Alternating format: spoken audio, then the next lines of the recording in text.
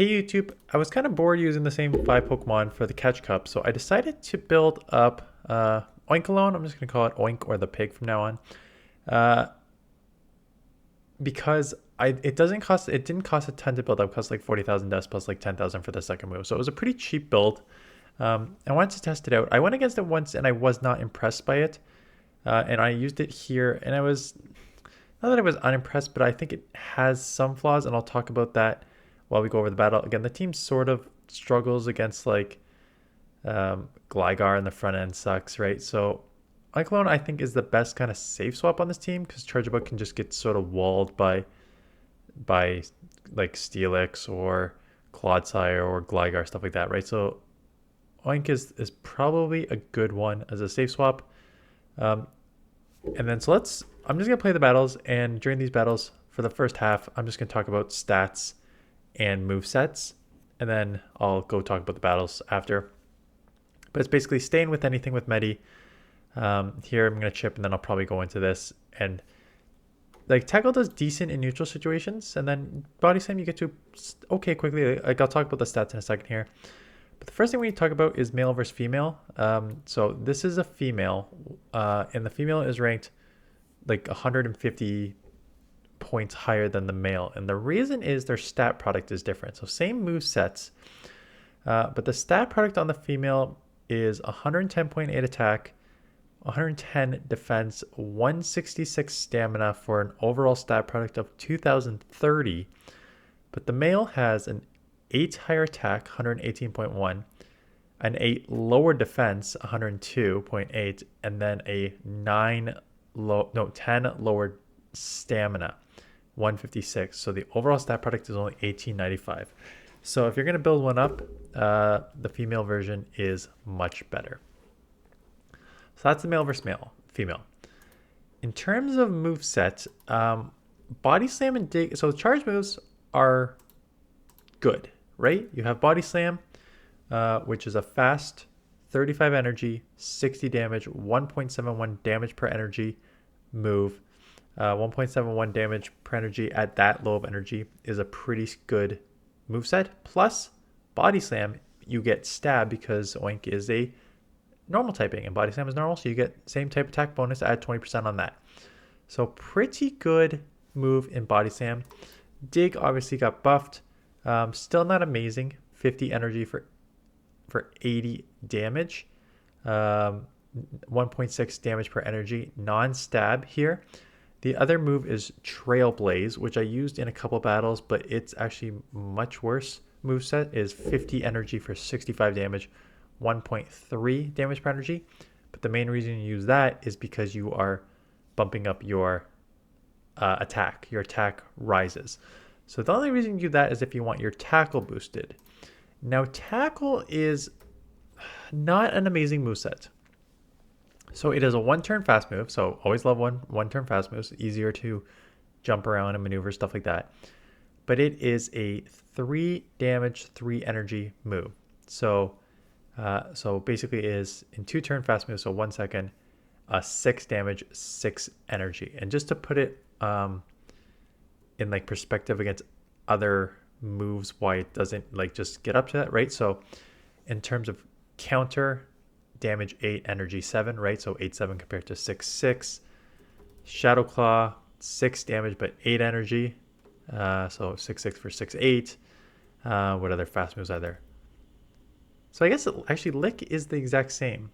Lick is actually a 1, 3, and 3. So it is a mirror of Lick. Tackle and Lick have the same stat product.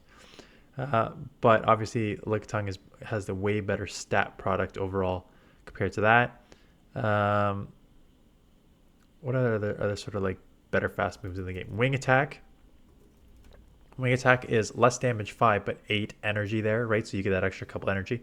So I find that the 3-3 for the 1 turn isn't amazing. It's not bad. It's not bad. But it just doesn't sort of like it's not enough given its stat product to flip any matchups in the long run. So I think the tackle and body slam combo is okay. I think Tackle, when you get Tackle Dig, Tackle Trailblaze, it's less efficient because you're not getting the damage and energy combo. And then Dig is like a man move on the pig here. So I think that's where this Pokemon struggles. It wasn't the worst. It's just not the best right now. I think someone, when I mentioned that I was using this, mentioned that this Pokemon in the main series can get like a Mud Shot or something. So if you get like this stat product, 2000 overall stat product with a fasting Mud Shot with a Body Slam, Spam, and Dig, then it gets a little interesting. But until then, I think Tackle, Body Slam, Dig on this Pokemon, there's just no scenario where I would use this instead of using like Lickitung, or instead of using like I would even prefer to use Vigoroth instead of this. This gives you more bulk, but I like Vigoroth's counter and Body Slam instead. Diggersby as a half normal typing. Like I think there's just so many other normal Pokemon I would use instead of this one. Again, not terrible, just not amazing. I remember this battle because I lived this, get the X-Scissor off, come in here, a few tackles, and then I do get a Body Slam off. And again, the stat product's decent, so you can take moves here. Like I could take an Earthquake, or I don't know if I could take a Blast Burn, but you could take like Earthquakes and stuff like that and still be okay, right? It's got decent bulk to it, so it's okay. So Quagsire, again, just stay in this matchup. Skeldridge, I do not have an answer for at all. I can live up that Disarming Voice. I don't need to shield, but I will shield. Get the Psychic off, and then I'm probably gonna come in the pig here. And then the problem is, this is the problem. So I could come Charge Bug, but I'd have to take super effective Incinerates. So I have to come here, where I can Shadow Ball's resisted, so they have to throw a Disarming Voice. But as you're seeing here, like obviously resisted damage, so we'll just ignore that. But the energy generation just isn't there compared to some of these other moves. So I finally get to the Dig, but by this time it's like they shield and they just farm down and come out with energy. So it's kind of a rough Pokemon from that perspective. And I know I'm doing super resisted damage there, so it's really just kind of making it seem a lot worse than it is. But it was just kind of like all that in all the situations. It's like in neutral situations, like Tackle does like okay, Body Slam does okay. It's just like when you've used Lickitung so much, that Lick Body Slam combo just feels way better because you're not getting hit with the same amount of damage that you are with this Pokemon. So this is very much a Lickitung Light. If you don't have it, or if Lickitung is banned in some sort of cup, you can use this. But again, if Lickitung's banned in some sort of cup, I'm probably using Vigoroth in a like a limited cup, right? Because Vigoroth always rises to the top during those limited cups. And now Double, same thing, right? Why would you use this Pokemon over Double and Vigoroth? I mean, they are different in their movesets, right? Both of those are counter, like fighting fast move Pokemon. Well, this is a normal typing tackle Pokemon. But sort of pound for pound, I'm probably using the other two over this one. So yeah, we'll let the rest of the battles play out, and then we will talk about the next few videos that I'm going to be putting out. So good lead here. They eventually get out into Quagsire. So I'll get a Psychic off, and then I'll probably go into the Oink because, again, there's no problem. There's no reason to keep it in the back when there's a Scrafty on the front. Okay, videos. This is going up tomorrow morning, Wednesday morning. Wednesday afternoon, I'm showcasing a team from the Great League that was sent to me earlier featuring Charizard, which blast burns its way through everything. And then tomorrow morning, Thursday morning, when you're seeing this, so Thursday morning, I will be putting out a more fulsome analysis of potential move updates, buffs, nerfs, what we need to see. And that is basically some of what I've already talked about and some of your comments on Twitter and some of your comments on my videos and some of your comments on my community post. So I've been reading all those. Seems like most people have the same sort of analysis, like bug needs a buff, fire needs a buff, bring back flying in general, right? Like the Skytech nerf killed a bunch of other flyers, so like bring those back. So a lot of people were sort of on the same wavelength of that. Split on breaking swipe. So we'll go over all that tomorrow, and then like other moves. I was talking to my buddy about. I'm gonna mispronounce it. Eglash. It is a Pokemon that is potentially leaked to come out. It is a steel. He told me about how there's like a difference between the sword and the shield, but he basically said that one is a steel ghost typing that with an ideal move set is going to just, it's like he said it's like a way better version of like Bastiodon and all those Pokemon because it's got the steel, but you also have the ghost subtyping. And if you get a move set like which it has a potential to learn like Shadow Claw, Shadow Ball, it just could be like super overpowering and meta breaking. And I said, well, then Niantic is not going to give it its overpowering and super hard moveset off the bat because they never do with these Pokemon. I've noticed that consistently now. They've really moved away from that. In the past, they would give Pokemon right off the bat their strong moveset. And it just seemed like in the last couple years, it just seems like every Pokemon that is released has to start with its worst moveset, right? We were talking about how like the water spider, Araquanid, Toxapex, Clodsire, all had the potential to really shake up the meta, but Niantic gave them like the worst moveset right off the bat. And it just seems like every single one of these Pokemon that comes out now that could be potentially meta breaking or meta changing significantly, they don't give it the moveset for it to compete right away, which is unfortunate. But that's just the way it is. So even if that new Pokemon is released, which could be meta breaking, I'm sure he said that's like, yeah, I can get Shadow Claw and it can get Shadow Ball, but he's like, it can also get Night Slash and it can get Aerial Ace in the main games and it can get Psycho Cut and Fury Cutter as a fast move. So like we can very much see it with like a fast move of like Fury Cutter, Psycho Cut, Night Slash, Aerial Ace starter on it, and then they'll eventually give it a better moveset later on. Because again, they're trying to drag out this game as long as they can. And to do that, there's a formula.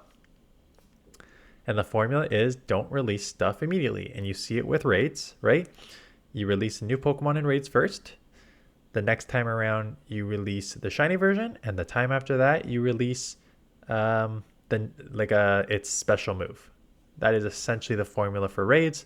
It's sort of the same with Pokemon here. You release a Pokemon with its moveset.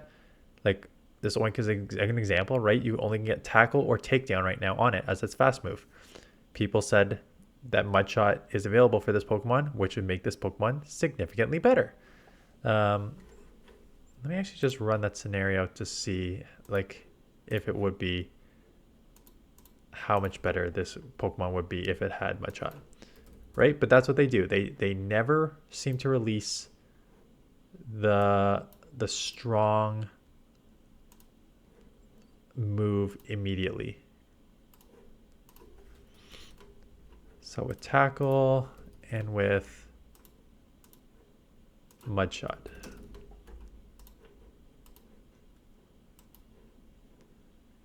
And Mudshot,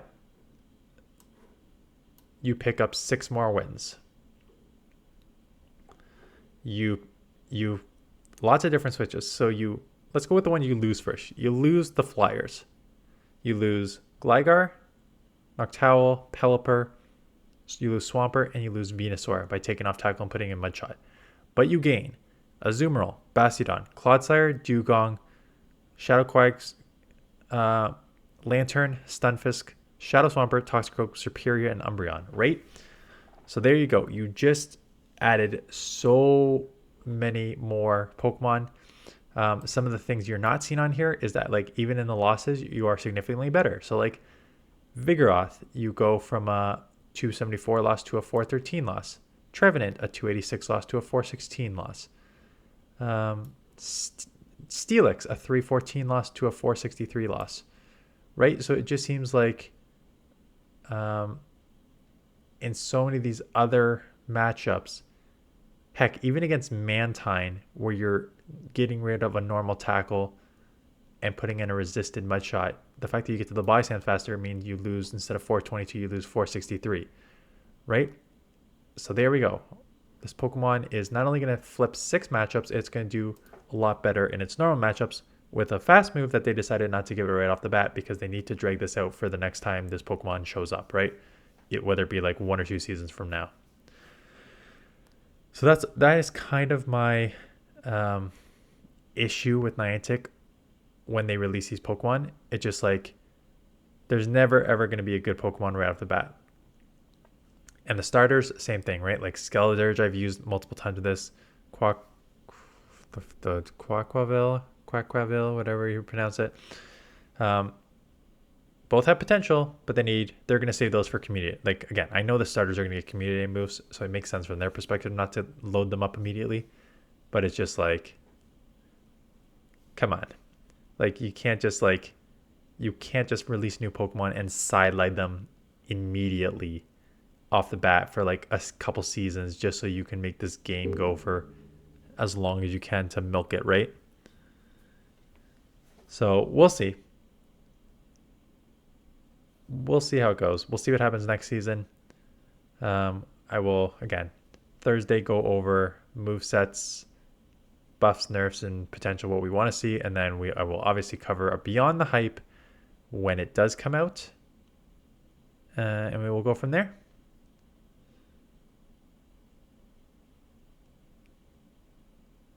So Nidoqueen, I get locked in this bad matchup, but they try and farm down all the way, and so I get out of here. That makes sense.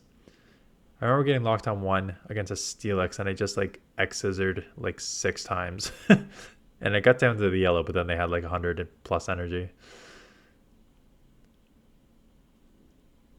I think I get hit with just Poison Fang, which you can take, right? I can shield and get to another move if I want, or just kind of sacrifice and go into countering on, or going to an X-scissor here. And that is my game being very laggy.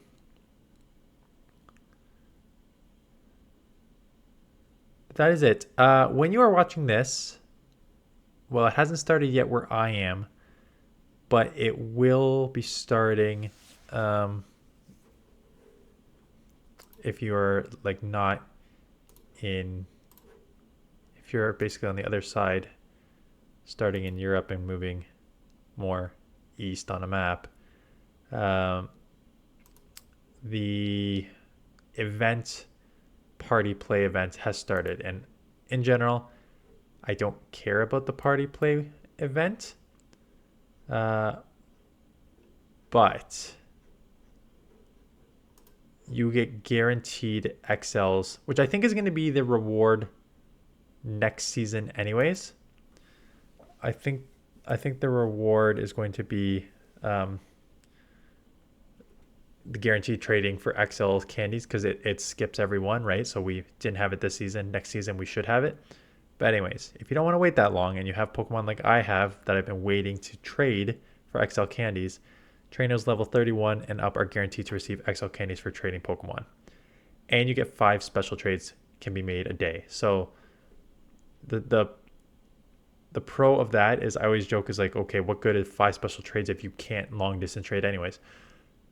The strength of that is I can, not that I'm going to do it with Poke Daxi, but I could special trade 5 legendary Pokemon with him 5 times during a day, and we get guaranteed XLs for every single one of those Pokemon, right? So just take advantage. Wednesday, November 22nd, today, from 10 a.m. to Monday, November 27th at 8 p.m. 5 special trades per day, guaranteed XL candy level 31. If you're level 31 and up, guaranteed XL candy. So it's a good time to trade your legendaries, and it's a good time to trade your Pokemon that you've just been hoarding that you need XLs for. So I've got a bunch of, I still have a bunch of Pachirisu from Go Fest in August. I have a bunch of Yamask that I caught for Cofagrigus that I need the XL candies for Ultra League. So I've got a bunch of those just sitting in my box right now that I'm going to be trading Wednesday to get these XL candies. So that is the only thing I really want to focus on this event. The other Pokemon in this event are whatever. It's the Pokemon that came out at the beginning of the Paldea region. So the Pokemon that came out already, the Quaxley and the grass and the first evolution of Skeledirge and all those that we saw already. Just a lot of nothing Pokemon. Nothing that really matters here in catching, but this week is definitely a trade all you can. Although I do expect to get the guaranteed XL come next Friday anyways. I'll be pissed if we don't. Anyways, that is it. Thanks for watching. So yeah, stay tuned for the Charizard video this afternoon. Tomorrow morning we will do a video on movesets, and tomorrow afternoon someone just sent me a triple shiny catch cup team with Jellicent and then what are the other two Pokemon? I forget the other two Pokemon, but I'm going to showcase that tomorrow afternoon. And then we'll go into top teams Friday with league turnover, Great League, Ultra League, Master League. We'll do a Great League and Ultra League top teams. Anyways, that is it. Thanks for watching. See you guys in the next one.